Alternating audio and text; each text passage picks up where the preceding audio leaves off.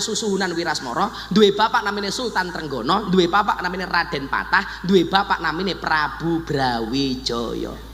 Dadi nyuwun sewu, elek-elek ngene putune Raden Patah, Bro. Nama Gus Miftah itu terdaftar betul nggih? Itu tidak ada dalam silsilah, itu memang sebenarnya tidak ada lah. Assalamualaikum warahmatullahi wabarakatuh. Teman-teman, kita bertemu kembali di channel Cahaya Hidayah. Nah teman-teman, jadi di video kali ini saya akan membahas yaitu tentang terkait video dari Gus Miftah, yang dimana Gus Miftah ini mengaku sebagai yaitu keturunan dari Kiai Besari di Ponorogo. Namun klaim dari Gus Miftah ini terhadap Kiai Besari ternyata itu ditolak oleh keturunan asli dari Kiai Ageng Besari. Nah teman-teman, jadi kalau saya lihat ya, Gus Miftah ini hampir mirip yaitu dengan gurunya yaitu Habib Lutfi, yang dimana Habib Lutfi ini juga mengklaim dirinya itu adalah cucu Rasulullah SAW. Tapi ketika dimintai bukti apakah ya DNA-nya itu sama dengan DNA Rasulullah SAW, tapi tidak bisa membuktikan.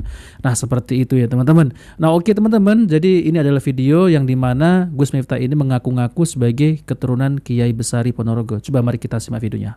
Mila nyuwun sewu, mbiyen ngarep alun-alun Demak niku yo nggonan ora kepenak.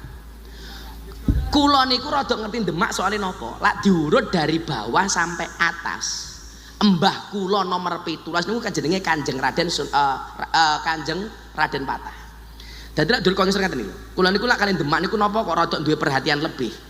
Karena mbah kula niku tibane mengkin, salah satu mbah kula niku tibane teng Kanjeng Raden Patah. Lah kula niku urut nomor 9 saking Mbah Muhammad Besari Ponorogo.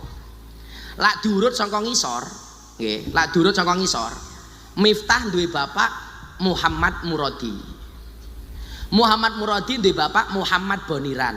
Muhammad Boniran duwe bapak Muhammad Usman. Duwe bapak Kiai Jalal Iman Karyonawi Madarum Muhammad Ilyas Muhammad Besari nomor 9. Makame teng Ponorogo. Muhammad Besari niku duwe bapak namanya Anom Besari, makame teng Caruban. Anom Besari niku duwe bapak namanya Abdullah Mursad, makame teng Kediri.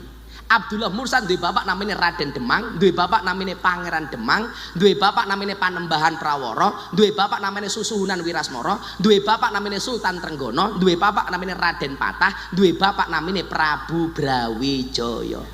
Dadi nyuwun sewu, elek-elek ngene putune Raden Patah, Bro. Ada. Nah teman-teman, elek-elek ini putune Raden Patah, bro. Nggak ada ya cucunya seperti ini omongannya ya.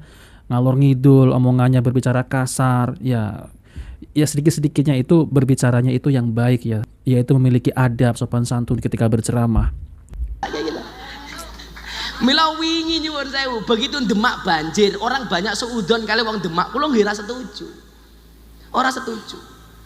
Bahwa kita perlu introspeksi, hasibu qoblaan tu hasabu. Niku harus Pak Lurah nggih introspeksi. Ki ngopo wingi banjir? Gege ana dana BLT sing nyantolne dulurku dhewe umpamane Pak Lurah umpamane. Saya itu memberi karena hati saya tergerak, bukan karena cangkem yang celutak. Iya. Kudune ngene lho, Nger. Lah ana kaya Gus Miftah iki bagi-bagi. Kowe ndonga, ya Allah muga-muga kula saged kaya Gus Miftah. Ora kok malah aku durung entuk. Kowe salawase kere. Nah, karena saya punya prinsip, kaya itu bukan seberapa banyak yang kamu miliki, tapi seberapa banyak yang kamu bagi. Ketok sugih ditumpuk dhewe kuwi kere. Ketok kere tapi seneng dum-dum kuwi sugih. Oh, niku mawon. Nah teman-teman yang dimuliakan oleh Allah SWT, jadi apakah benar yaitu klaim dari Gus Miftah ini terhadap ya yaitu cucu dari Kiai Besari? Semestinya teman-teman ya, orang yang paling mulia di sisi Allah adalah orang yang paling bertakwa kepada Allah SWT. Tapi kalau Gus Miftah ini ya berbangga-bangga yaitu mengaku sebagai keturunan yaitu Kiai Besari, ulama ya teman-teman. Coba mari kita simak video ya, apakah benar Gus Miftah ini yaitu sebagai keturunan Kiai Besari ya. Oke, mari kita simak videonya ya. Aji yang berada di Sleman, Yogyakarta ini juga disebut sebagai keturunan Kiai Ageng Muhammad Besari. Namun, hal tersebut masih menjadi tanda tanya dari para keturunan Kiai besar asal Tegal Sari Ponorogo itu. Raden Kunto Pramono yang merupakan zuriah atau keturunan generasi ke-8 Kiai Ageng Muhammad Besari meragukan silsilah dari Gus Miftah menjadi keturunan ulama besar tersebut. Sebagai pengurus Masjid Besar Kiai Ageng Besari, Kunto memaparkan silsilah generasi keturunan Ki Ageng Hasan Besari tidak ada nama Gus Miftah. Dirinya juga menyebut siapapun yang mengaku sebagai keturunan Kiai Ageng Muhammad Besari harus dapat menunjukkan bukti konkret. Memang dari Kiai Ageng Muhammad Ilyas, itu dari istri berapa, keturunan siapa itu dan sebagainya. Tapi sejauh ini data rekaman atau data yang diterima pihak keluarga atau yayasan, nama Gus Miftah itu terdaftar betul nggih, Gus? Itu tidak ada dalam sisi lah, itu memang sebetulnya tidak ada lah.